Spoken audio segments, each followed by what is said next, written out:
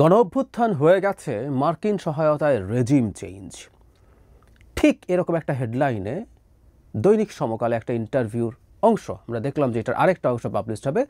যারা ফরাদ মাজহারের একটা ইন্টারভিউ এই শিরোনামে পাবলিশড হয়েছে। খুবই গুরুত্বপূর্ণ আলোচনা, আমরা এটাই মূলত করতে চাই। 5 আগস্ট পরবর্তী সময় যারা ফরাদ মাজহার বাংলাদেশের দীর্ঘদিনের খুবই গুরুত্বপূর্ণ একজন পাবলিক ইন্টেলেকচুয়াল চিন্তক বলা হয় তাকে। তিনি তার পলিটিক্যাল থিওরি, তার চিন্তা প্রকাশ করেন, লেখেন। 5 আগস্টের পর থেকে বলছেন প্রচুর, এবং এই বলার কারণে যেটা হয়েছে এটা অনেক বেশি মানুষের সাথে কানেক্ট করেছে। অনেকগুলো ইস্যুতে তিনি কথা বলেছেন যেগুলো নিয়ে আমি ব্যক্তিগতভাবে আমার দ্বিমত ছিল, সেগুলো নিয়ে আমি আমার দ্বিমত প্রকাশ করেছি, সেগুলোর বিরুদ্ধে আমার যুক্তি আমি উপস্থাপন করেছি। এবার তিনি যেটা করলেন সেটা নিয়ে আমার শক্ত দ্বিমত আছে, এবং এটা কথা বলা দরকার। মানে আমাদের গণ অভ্যুত্থানকে মার্কিন সহায়তায় রেজিম চেঞ্জ হিসাবে আমরা দেখব কিনা, বা কেউ পোট্রে করতে চাইলে সেটাকে আমরা কিভাবে দেখব, সেটা নিয়ে আলাপ করতে চাই। তার ইন্টারভিউ পুরোটার মধ্যে দু একটা গুরুত্বপূর্ণ, যেগুলো আমি সমর্থন করি, সেগুলো নিয়ে একটু কথা বলতে চাই। খুবই গুরুত্বপূর্ণ আলোচনা আছে, বিশেষ করে একটা আমি বলতেই চাই, সেটা হচ্ছে যারা ফরাদ মাজহার বলছেন এই যে আমাদের মব তৈরি হচ্ছিল, মবের বিরুদ্ধে কথা বলেছেন। আমি প্রথম দিন থেকে বলছি, জনাব ফরাদ মাজহার বলছেন, আপনি দেখবেন যখন মব একের পর এক মাজার ভাঙা শুরু করেছিল তখন কোনো ব্যবস্থা নেওয়া হলো না, উল্টো কবি সাহিত্যিকদের কবিতা লেখার জন্য কারাগারে পাঠানো হলো। এবং এই সময় জনাব ফরাদ মাজহার একটা খুবই রিস্কি কিন্তু খুবই গুরুত্বপূর্ণ রোল প্লে করেছিলেন। তিনি শহীদ মিনারে, তখন বাউল গান হতে দেওয়া হচ্ছিল না, বাউল গানের আসরে হামলা হচ্ছিল, বন্ধ করে দেওয়া হচ্ছিল, তিনি বাউলদেরকে নিয়ে একটা প্রোগ্রাম করেছিলেন। এটা অত্যন্ত গুরুত্বপূর্ণ একটা কাজ ছিল। তারপরে তিনি একটা মোক্ষম কথা বলেছেন, এই ভয়টা খুবই আছে। আমরা বলছি, ফরাদ মাজহার বলছেন, তিনি আবারও বলেছেন, উনি এরকম বলছেন, আমি বাক্যটুকু শুধু পড়ি, বাঙালি জাতিবাদী ফ্যাসিস্ট শক্তির পরাজয়ের পর নতুন ধর্মবাদী ফ্যাসিস্ট শক্তির উত্থানের আর্থসামাজিক ও রাজনৈতিক শর্ত বাংলাদেশে হাজির হয়েছে। এবং তিনি, আপনারা সাক্ষাৎকারটা পড়বেন, তিনি সেখানে বিশেষ করে ধর্মবাদী যারা আছেন তারা তাদের কর্মকাণ্ডকে উল্লেখ করেই দেখাচ্ছেন যে এই ধরনের প্রবণতা আছে। And he is very right. আমি মনে করি অন্তত আমরা যদি সেই পরিস্থিতির সুযোগ খুব বেশি যদি নাও নেওয়া হয়ে থাকে শেষ পর্যন্ত, আমার একটা আর্গুমেন্ট আমি দীর্ঘদিন থেকে বলছি যে বাস্তবে বাংলাদেশে ধর্মবাদী ফ্যাসিস্ট শক্তি বিরাট শক্তি অর্জন করবে কিনা বা ক্ষমতা দখল করে ফেলবে কিনা, সে আলোচনা সরিয়ে রেখে বলছি এটার উত্থান হচ্ছে, এটা একটা ফার্টাইল গ্রাউন্ড দেখা যাচ্ছে। এই ন্যারেটিভটা আমাদের জন্য দেশে তো বটেই, বিদেশে অনেক বেশি ক্ষতিকর হবে, অনেক বেশি ক্ষতিকর হবে। একটা মানে আমাদের বর্তমান পৃথিবীতেই বাঁচতে হয়। ইরাকের কাছে ওয়েপন অফ মাস ডিস্ট্রাকশন আছে কিনা, সেই ডিস্ট্রাকশনের ওয়েপনের ন্যারেটিভ তৈরি করে ইরাককে ধ্বংস করে দেওয়া গেছিল, আটারলি মিথ্যা। সুতরাং আমি এই কথাটা বলতে চাইছি, পৃথিবীতে যখন আমরা বসবাস করব আমাদের কেয়ারফুল থাকতে হবে। এবার মূল জায়গাটায় আসি, তিনি কি বলছেন। উনি মূলত মার্কিন ইন্টেলেকচুয়াল জেফ্রি স্যাক্সকে নিয়ে কথাটা বলেছেন। আমি একটু পড়ি, ওনারা হুবহু উনি যা বলেছেন। গণঅভ্যুত্থান হয়ে গিয়েছে মার্কিন যুক্তরাষ্ট্রের সহায়তায় রেজিম চেঞ্জ।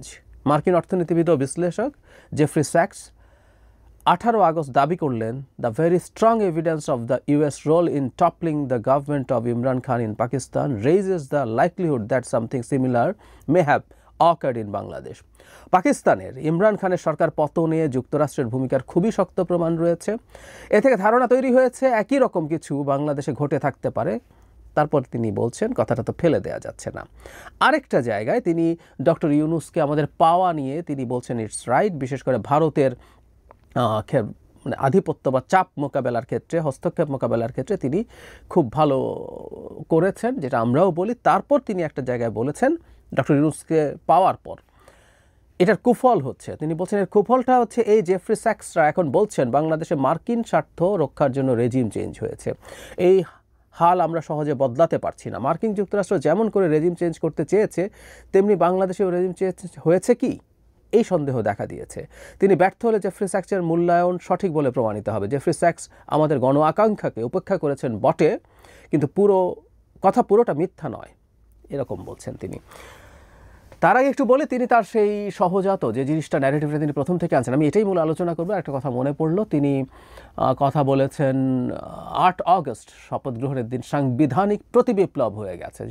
এই আন্দোলনকে তিনি প্রথম দিন থেকে বিপ্লব বলার চেষ্টা করেছেন, which I strongly disagree with. আমি তখন এটার বিরুদ্ধে কথা বলেছি, এবং এটা কেন বিপ্লব না সেটা নিয়ে এক্সক্লুসিভ ভিডিও করেছি। তিনি প্রতিবিপ্লব হয়েছে মনে করছেন। তিনি সংবিধান স্থগিত করে না দিলে আমাদের, তার ভাষায় বিপ্লবীরা বিপদে পড়ে যাবে। আমি ধরে ধরে দেখিয়েছি সংবিধান পরিবর্তন যদি করে ফেলাও হয়, নতুন সংবিধান লেখা হয়, শেখ হাসিনা ফিরে আসলে কারো মুক্তি নাই। জনাব ফরহাদ মজহারেরও নাই, আমার নাই, বহুজনের নাই, আর আমাদের যারা মূল নেতৃত্বের সামনে ছিলেন, মাঠে ছিলেন, তাদের তো কথাই নেই। সুতরাং উনি অনেকগুলো, আমি বলেছি যে সংবিধান পরিবর্তন করা লাগতে পারে, নতুন সংবিধান লেখা লাগতে পারে, কিন্তু এতে যে যুক্তি হাজির করা হচ্ছে এগুলো ভুল যুক্তি ছিল। যাই হোক, এই হচ্ছে পরিস্থিতি। এখন বহুদিন পর জনাব ফরহাদ মজহার রেজিম চেঞ্জে জেফ্রি স্যাক্সের এই লেখাটা কেন আনলেন? জেফ্রি স্যাক্স একজন সম্মানিত মানুষ, তিনি যখন এই কলামটা লিখেছেন তখনই আমরা আসলে এটাকে প্রটেস্ট করেছি। আমি দুটো কলামকে একসাথে নিয়ে কথা বলেছিলাম, একটা হলো জেফ্রি স্যাক্সের আর একটা হচ্ছে ব্রহ্মচেলানির, ভারতীয় একজন সিকিউরিটি এক্সপার্ট, তিনি ইন্টারন্যাশনালি বিশেষ করে ওয়েস্টের কাছে বেশ খানিকটা পরিচিত। তো তারা দুজনেই লিখেছেন এবং তারা দুজনেই ইঙ্গিত করেছেন যে এটা আদতে একটা কু, মানে মার্কিন সহায়তার কথা আছে এবং কুয়ের কথা বলা হচ্ছে। দুজনই বলেছেন যে এটা জনগণের গণ অভ্যুত্থান না, এরকম একটা ন্যারেটিভ তারা আনার চেষ্টা করেছেন। আর ব্রহ্মচেলানি তো একইভাবে আমেরিকাকে ইঙ্গিত করেছেন। মানে আমরা এখন আমাদের এত বড় একটা অর্জন, জেফ্রি স্যাক্সের মতো মানুষ, তিনি যেখানে থাকেন খুব অল্প সময়ের মধ্যে, তিনি অগাস্টে লিখেছেন, খুব অল্প সময়ের মধ্যে তিনি একটা লেখা লিখেছেন এবং তার এক ধরনের পরিচিতি আছে আমেরিকার এই রেজিম চেঞ্জ বা ডিপ স্টেট যা যা করে বেড়ায়, তিনি সাধারণত এগুলোর বিরুদ্ধে কথা বলেন। মানে উনি অ্যাস্টাবলিশমেন্টের লোক নন, সো তিনি এখানেও অ্যান্টি অ্যাস্টাবলিশমেন্ট কিছু খোঁজার চেষ্টা করবেন। এটা একটা প্রবণতা, আমরা ওনাকে শ্রদ্ধা করি, কিন্তু এই প্রবণতা তার আছে। বাংলাদেশের মাটিতে থেকে জনাব ফরহাদ মজহার তো বাংলাদেশের মাটিতে আছেন, মানে ওনাকে জেফ্রি স্যাক্সকে নিয়ে এসে তার কথা দিয়ে এখানে ভিত্তি করে কথা বলতে হবে কেন? তিনি তো দাবি করেন, তিনি একটা বইয়ের কথা বলেন যে এটা ঠিক এক বছর আগে লেখা হয়েছিল, মানে গণ অভ্যুত্থানের এক বছর আগে, সেটারই অনেক গাইডলাইন এখানে ছিল। সেসব নিয়ে তর্ক করছি না। তিনি নিজে অত্যন্ত প্রতারণামূলক কতগুলো গ্রুপের সাথে জড়িয়েছিলেন। ইনসাফ বাস্তবায়ন কমিটি, এরা কারা, কিভাবে সরকার এবং একটা বিশেষ এজেন্সির টাকা খেয়ে আমেরিকার সিআইএ এটার সাথে জড়িত আছে, এটার নাম দিয়ে ঢাকার পলিটিক্যাল স্ফিয়ারে বহু কাণ্ড ঘটিয়েছেন। এমনকি মেন স্ট্রিম নিউজ পেপারেও এদের কাণ্ডকীর্তি এসেছিল। তার এক ধরনের ইনভলভমেন্ট তো তাদের সাথে ছিল। যাই হোক, আমরা সেই আলোচনা সরিয়ে রেখে বলছি গণ অভ্যুত্থানটা কীভাবে হলো, কি হলো, তিনি তো মাঠে ছিলেন এবং এখানকার যারা নেতা আছেন এই অভ্যুত্থানে, যারা সামনের সারিতে ছিলেন, অনেকের সাথে তার যোগাযোগ ছিল। তার সাথে তার যে পাঠচক্র আছে, তিনি দীর্ঘদিন থেকে পাঠচক্র পরিচালনা করেছেন। এখানে পাঠচক্র নিয়ে মানুষের কিছু ক্রিটিক থাকতে পারে যে পাঠচক্রে যারা যান তারা এক ধরনের স্টেরিওটাইপ হওয়ার প্রবাবিলিটি থাকে, বাট স্টিল উনি একটা খুব গুরুত্বপূর্ণ কাজ করে গেছেন দীর্ঘদিন। বহু মানুষ তার পাঠচক্রে গেছেন। তিনি তার চিন্তা, তার বিশ্লেষণ বা পৃথিবীর যে একটা অংশের অন্তত জ্ঞানের সাথে পরিচিত করার চেষ্টা করেছেন। তো অনেকেই তো তার পাঠচক্রে গেছে, তো এদের অনেকের সাথে তার খুব সরাসরি যোগাযোগ আছে। এমনিতেও যোগাযোগ না থাকার কারণে আর একজন গুরুত্বপূর্ণ পলিটিক্যাল অবজারভার হিসাবে, পলিটিক্সের অবজারভার হিসেবে তার তো এটা বোঝারই কথা আসলে বাংলাদেশে কি হয়েছে। বাংলাদেশে আমেরিকা, তারও আগে যদি প্রশ্ন করে, আমেরিকা কি বাংলাদেশে রেজিম চেঞ্জ করতে চেয়েছে? খুব সিরিয়াস প্রশ্ন যে এটা আমেরিকার সহায়তা রেজিম চেঞ্জ, এটা কেউ চেয়েছে? আমরা একটু পেছনে যাই, 2022 সাল থেকে যখন র্যাবের উপরে স্যাংশন আসলো, আমরা এটা বুঝতে পারছি আমেরিকা বাংলাদেশের সরকারকে তীব্র চাপে ফেলতে চাইছে। তারপর ভিসা পলিসি ঘোষণা করলো যাতে বিরোধীরা তার বিরুদ্ধে একটা মুভ করার মতো একটা পরিস্থিতি তৈরি করতে পারে। তাতে আমাদের মনে হতে পারে আমেরিকা এই রেজিম চেঞ্জ চাইছে। কারণ হলো শেখ হাসিনা চায়নার সাথে অনেক বেশি অ্যালাইন্ড হচ্ছিল। ওই সময় বাইডেনের যে স্ট্র্যাটেজি ছিল তাতে একটা ডেমোক্রেটিক কান্ট্রি বা ডেমোক্রেটিক বাংলাদেশ মার্কিন স্বার্থের অনুকূলে ছিল। পৃথিবীতে স্বার্থের বাইরে কিছু হয় না, এটা নিয়ে আজকে আর আলোচনা করছি না, অনেকবার কথা বলেছি। তারা মনে করেছিল, কিন্তু পরবর্তীতে আমরা দেখলাম যে ভারত, ওই যে 2+2 মিটিংয়ের পর Bharat somehow could manage America, যে আমেরিকা, এটা বোঝা যাচ্ছে, ভারত প্রকাশ্যেও বলেছিল এবং আমরা বুঝেছি এরপর আমেরিকা আসলে আর খুব বেশি কিছু করেনি। এমনকি যে নির্বাচন, তথাকথিত নির্বাচন হচ্ছিল, সেই নির্বাচনের ব্যাপারেও তাদের আসলে তেমন কোনো মাথা ব্যথা নাই। কারণ পৃথিবীতে বহু দেশে নির্বাচন হয়ে যাওয়ার পর তারা ভিসা পলিসি অ্যাপ্লাই করেছিল বা কোনো না কোনো স্যাংশন দিয়েছিল, অনেক দেশের উদাহরণ আছে।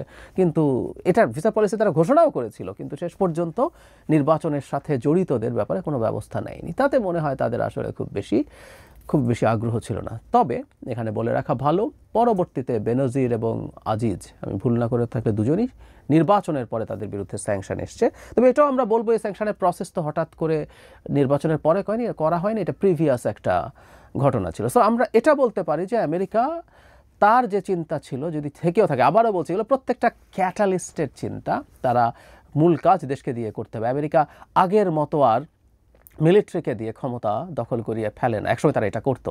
তারা র্যাদার যদি দেশের মধ্যে সেরকম গ্রাউন্ড তৈরি থাকে, তারা সাহায্যের নীতি নিয়ে আসে, তারা সেটাকে পেট্রোনাইজ করার চেষ্টা করে। এটা ছিল। কিন্তু আমেরিকা জানুয়ারি নির্বাচনের পর, সংসদ নির্বাচনের পর অলমোস্ট ইনঅ্যাক্টিভ হয়ে পড়েছিল। সেই জায়গায় আসলে বহু ক্ষেত্রে যেটা হয়, বহুদিন বলেছি, বাংলাদেশে একটা তিউনিসিয়া মডেলের গণ অভ্যুত্থান হবে, যেখানে কোনো একটা ক্ষোভের কারণে কিছু মানুষ নেমে আসবে এবং আপামর মানুষ তারপর নেমে আসবে, কারণ প্রত্যেকের তার ক্ষোভ আছে, তার ক্ষুব্ধতা আছে, তার হিসেব নিকেশ আছে, সেটা সে মেটাতে চাইবে। তো সেটা হয়েছে। এখন এই মুভমেন্টের ভেতরে আমেরিকা কি একেবারে কোনোভাবে ইনভলভ ছিল না? খানিকটা থাকতে পারে। এই মুভমেন্ট যদি হয়, আমেরিকা তো ইন্ডিয়ার চাপে সে পছন্দ করেনি, না করলেও সে খানিকটা শেখ হাসিনাকে চাপ দেওয়া থেকে সরে এসেছিল।